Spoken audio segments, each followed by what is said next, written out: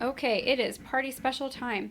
The first game I want to show you is Sneaks, which is a lot like Spoons. If you've ever played that as a kid or in college, you have sneakers instead of spoons for this game, and there's one less sneaker in the middle of the table than there are players.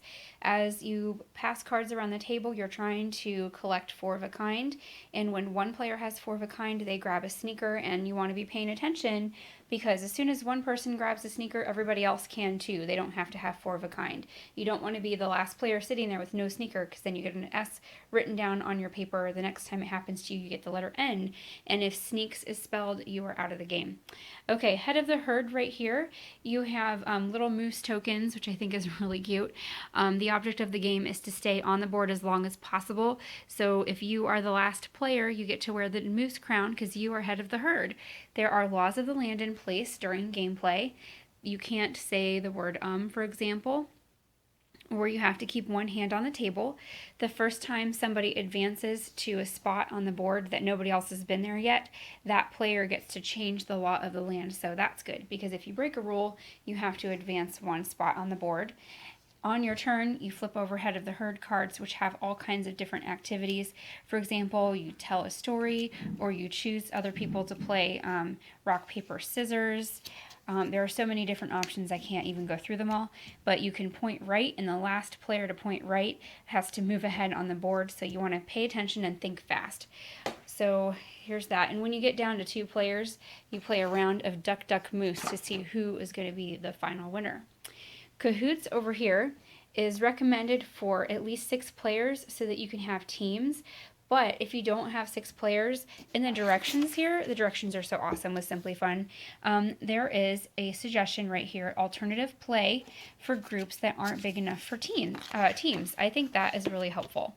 So this is like a mashup of charades and Pictionary and telephone all at the same time. So it's super fun. You roll the dice to determine what the category will be on your turn, and there's a you choose option where it can be whatever you want, and there's a they choose option where the other team gets to pick for you what your category will be. For example, sound off, if you get this one, you have to make that noise, but you can't do any gestures and get your people on your team to guess what you got. If you have show and tell, there's actually 2 options. If tell is highlighted, you have to describe the action without using those words. If show is highlighted, you have to get your teammates to guess this word by only using facial expressions. So no big gestures, no other parts of your body, just your face. Second hand is the Pictionary version, only you have to do it with your non-dominant hand and get your teammates to guess before the timer runs out.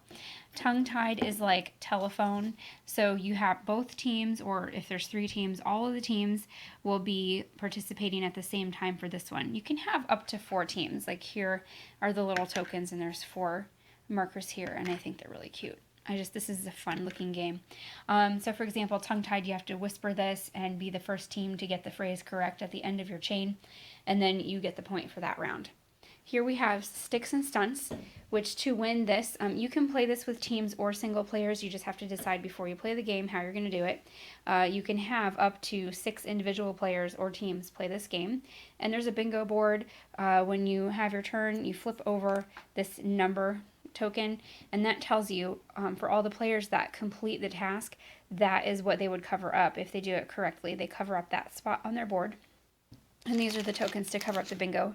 So this combines, like there's some trivia in this. There is some guessing cards on here. So you look at this and see what your activity is that everybody does. So you grab the corresponding color of your guess for this one. Sometimes you have to, the card reader reveals the structure on the back. So you turn this over and everybody has to build that exactly that way with the same colors and everything. The first team to do it correctly wins the point. Sometimes you have to direct someone in how to build it. Sometimes you have to just do some other guessing activities as well. So this is pretty cool, and it has a really nice instruction booklet here. It talks about the different types of cards that you have.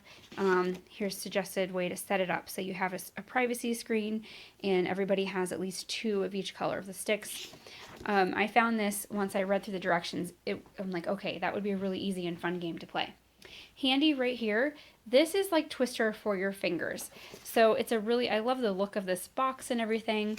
Every person has a deck of finger cards, and then every person is also on two teams. You're on a team with the person to your left and the person to your right.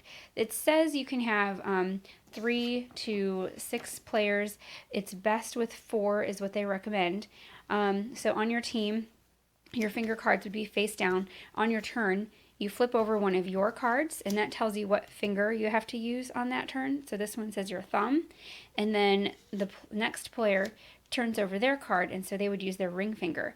And you have a pile of balls for you and that teammate, so you have to grab that ball, and then you put it in the hand tree, so it'll look like that, okay?